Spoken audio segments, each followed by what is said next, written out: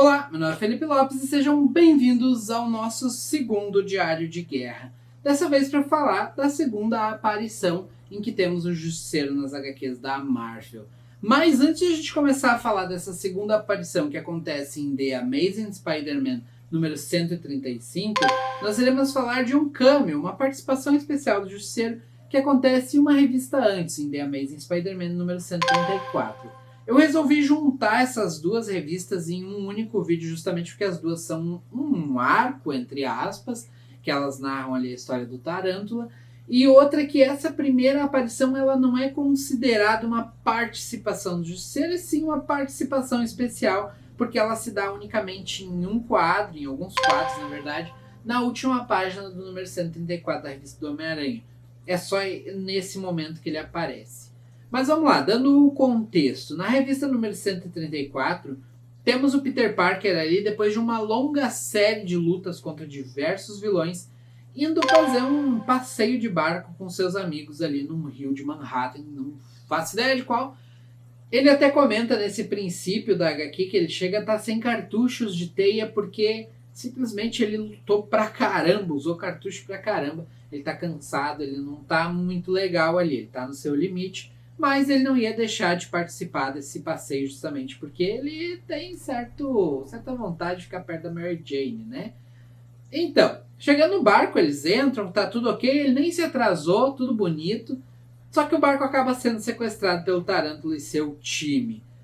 Porém, acho que antes disso é legal dizer que o Homem-Aranha faz um recap do que aconteceu um pouco antes, mas é um recap muito do curtinho assim, que carrega uma informação interessantíssima que é o casamento da Tia May com o Dr. Octavius. Acho que é isso, esse o nome dele, né? Esse casamento eu já vi comentar em muitos lugares e alguns youtubers e algumas pessoas comentam até como se ele fosse meio que sei lá, uma memória meio, como é que chama? É como se fosse uma coisa que nem existiu, sabe? Eu esqueci o nome do termo. A questão é que aconteceu de fato, ele se deu, se eu não estou enganado, na The Amazing Spider-Man número 131. Se eu estiver enganado vai aparecer aqui o número correto da edição. E o Dr. Octavius, ele acabou casando com a Tia May porque ela herdou uma ilha que possuía uma mina de urânio. Urânio esse, que é um material radioativo que pode ser usado para diversas coisas, inclusive armas para destruir o mundo. Só que deu tudo errado, a ilha acabou explodindo e só saíram vivos de lá o Peter Parker e a Tia May. Então, aparentemente, em algum momento aqui entre a 129 e a 134, o nosso amigo Dr. Octavius acabou morrendo, né? Dr. Octopus, Dr. Octavius, eu sei lá qual é que é o certo. Acho que Octavius é o nome verdadeiro, Octopus é o nome de vilão. Mas isso eu acho que é a coisa mais interessante do recap. Agora, voltando então, os bandidos sequestram o barco, começam a pedir ali um resgate de cerca de $1 milhão. Em 74 isso era dinheiro pra caramba. Enquanto eles estão esperando o resgate, eles começam a roubar os pertences das pessoas ali do barco. O Homem-Aranha, é claro, não é bobo nem nada, ele não ia entregar ali o iPhone 15 dele. Então ele se vestiu de Homem-Aranha, foi lá e lutou contra os caras. Só que nesse meio tempo, alguns membros da tripulação caíram na água e o Homem-Aranha se viu na necessidade de ir até em casa buscar teias. E aqui nós temos o que eu acho que é a coisa mais importante desse volume, que é o fato de que como o Homem-Aranha estava cansado, estava sem teia, estava com pressa, foi correndo em casa, ele pegou carona até nos carros para chegar até lá, ele foi descuidado. Isso fez com que o Harry tivesse a oportunidade de descobrir que o Homem-Aranha é o Peter Parker. Então, só acontece em alguns quadros ali, e não é o cerne da história nesse volume, mas aqui tem uma sementinha sendo plantada.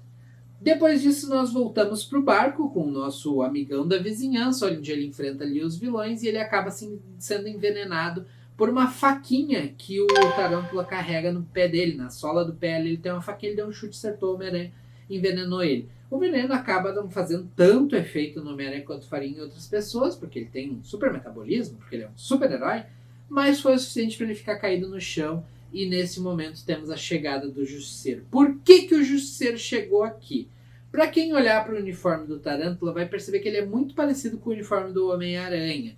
E provavelmente deu, sei lá, na TV, em algum lugar, nem sei como é que funcionava nessa época, em 74, mas foi noticiado que o barco estava sendo sequestrado e tal. O Justiceiro viu, reparou a semelhança e ele deduziu que o Homem-Aranha tivesse ali como capanga o Tarântula, então ele foi lá botar um fim nisso, até porque ficou meio em aberto aquela briga deles lá que envolveu o Chacal na edição Super 129. Então agora ele diz, não, agora eu não tô mais sendo manipulado por ninguém, eu tô vendo que tu tá aqui, olha, o cara ali também tem uma aranha no peito, então te peguei.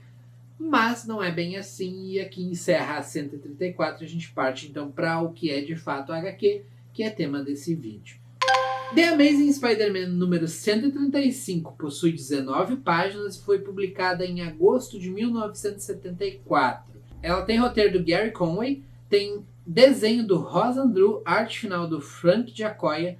Como colorista temos a Linda Lisman, letrista o Art Smack e o editor dessa edição aqui foi o Roy Thomas. E é interessante destacar que nessa edição temos uma mulher participando como colorista, mas nos créditos da edição ela só aparece como Ed Lisman, não aparece o nome dela, talvez para omitir que fosse uma mulher trabalhando num gibi de hominho, né?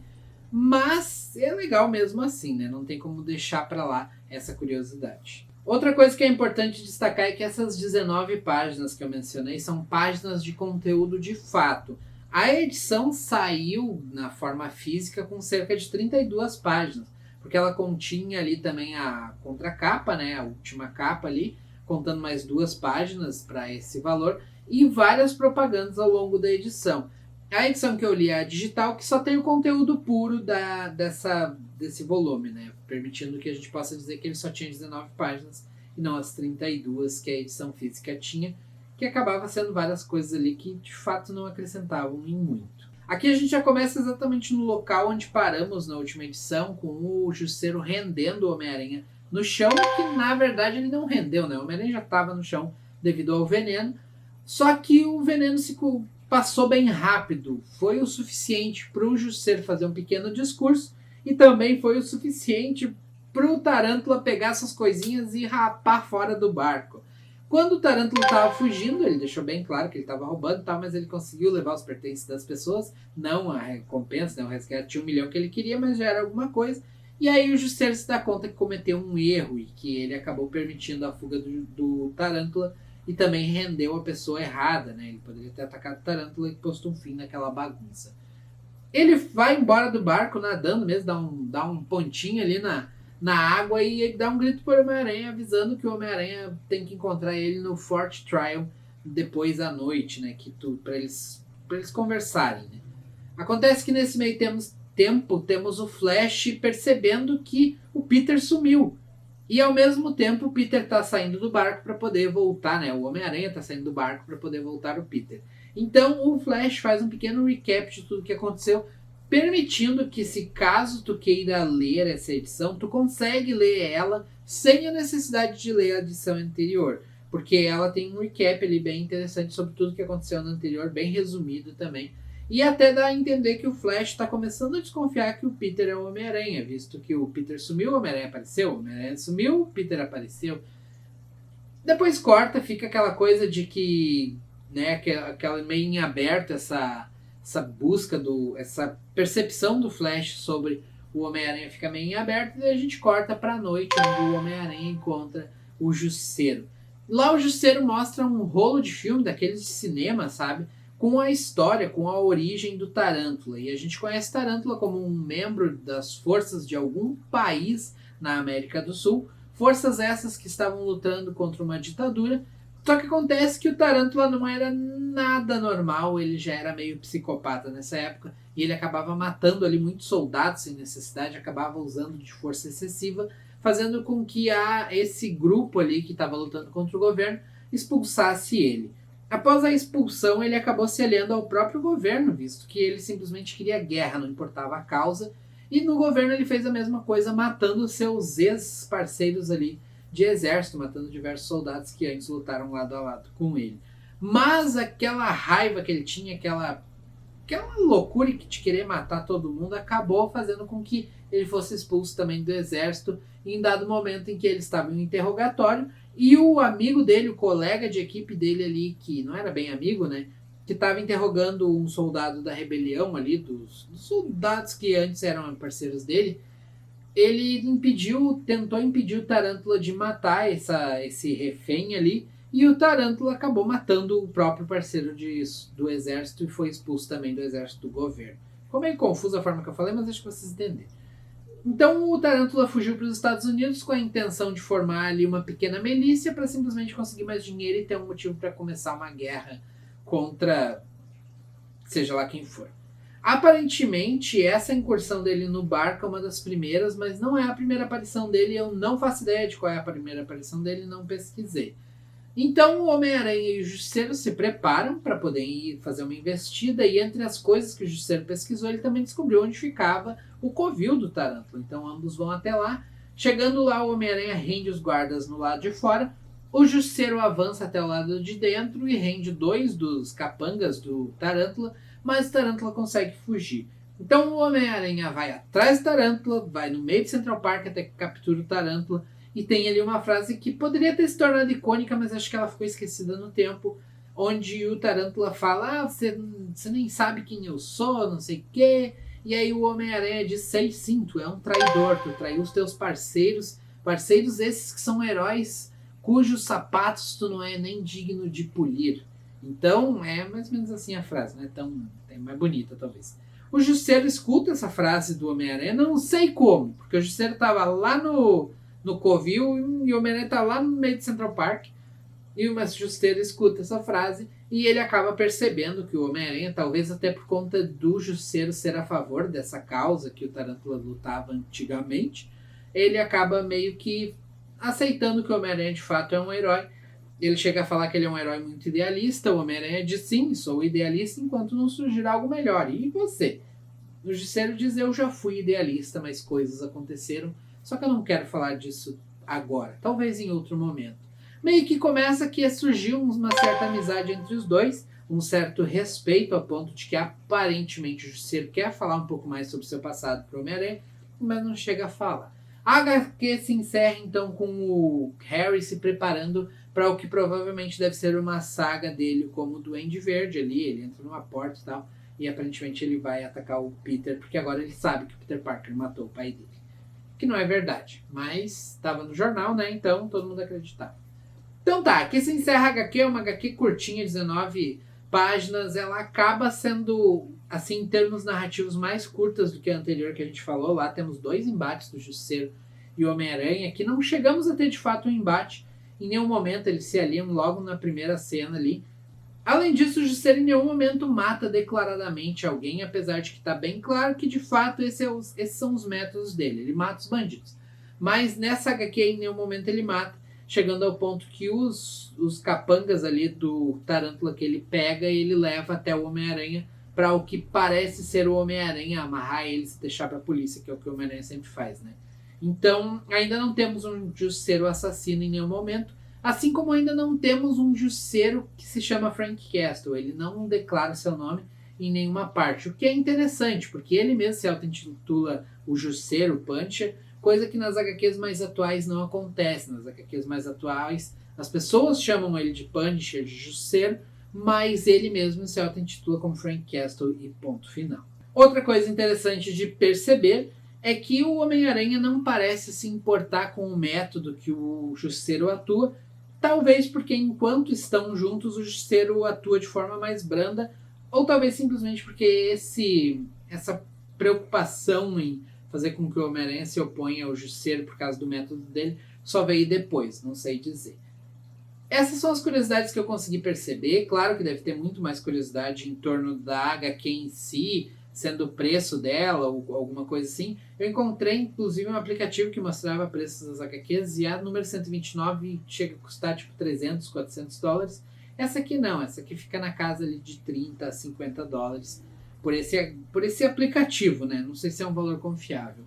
Uma coisa que eu achei interessante de perceber nesse período histórico das HQs é que temos a repetição de recaps. Quase toda HQ tem um recap da HQ anterior, permitindo que a gente consiga ler a HQ sem precisar do número anterior e mesmo assim entender. As HQs conseguem se transformar em coisas bem isoladas umas das outras, e o que é interessante talvez para atrair novos públicos, né? Coisas que hoje em dia não acontecem com tanta frequência, até por conta da forma narrativa que é empregada hoje em dia. Outra coisa que eu percebi que é interessante, que eu não vi nas HQs de hoje em dia, é o fato de que nessa época eles não se preocupavam muito com arcos, com edições 6 volumes, fecha um arco, vira um encadernado, a gente vende separado. 12 volumes é uma saga, fecha encadernado. Não, aqui o que a gente tem são pequenos arcos, como esse do Tarântula, que fecha em 2 volumes, mas no meio disso foram plantadas pequenas sementes para o que vem a ser um arco posterior, que é no caso o arco do Harry, que já estava acontecendo desde lá do número 129, para vocês terem uma ideia. Então desde lá o Gary Conway estava colocando pequenos quadros que alimentavam esse futuro arco, que aparentemente é um arco maior, né? Então são pequenos arcos que são alimentados com pequenos quadros para transformar esses pequenos quadros em uma nova história maior. Isso é bem interessante, é uma coisa muito da época, né? Porque se hoje em dia fosse feito, teria ali um encadernado com 12 volumes, onde é construído toda a história do Harry e tal, e não ia ser encerrado ali naquela história. O que talvez pudesse deixar os leitores aí que só compram os encadernados meio chateados. Nessa época não tinha essa preocupação. Então é isso que eu tinha para falar para vocês sobre este volume. Se preparem para o próximo volume, que nós teremos aí uma HQ solo do Justiceiro, onde ele vai encontrar alguns velhos amigos, se eu não me engano, e teremos pela primeira vez ali um pequeno vislumbre do que é a origem do Justiceiro e entre outras coisas. É uma HQ que foi feita em preto e branco e, se eu não me engano, não temos mais nesse volume, não teremos, né, o Gary Conway como escritor. Mas a gente vai falar bastante sobre ela no próximo vídeo. E eu quero encerrar aqui então, botar o nosso ponto final pedindo que vocês opinem no formato desse vídeo, se vocês querem que ele seja diferente, se vocês estão gostando, se vocês querem que eu acrescente algo, se vocês acham que do jeito que tá bom, se não tá. Eu vi alguns vídeos narrando assim, algumas histórias cronológicas onde eles simplesmente pegavam a HQ e liam, mas eu não gostei muito do contexto. Eu acho mais interessante que vocês leiam aí, eu leio aqui, e a gente depois conversa um pouco sobre ela, até fazendo esse pequeno resumo para a gente lembrar o que foi lido. Então, muito obrigado a todos que assistiram. Se vocês gostaram e quiserem deixar o like aqui, por favor, fiquem à vontade. Comentem também, que é muito importante. Nos vemos no próximo Diário de Guerra e fui!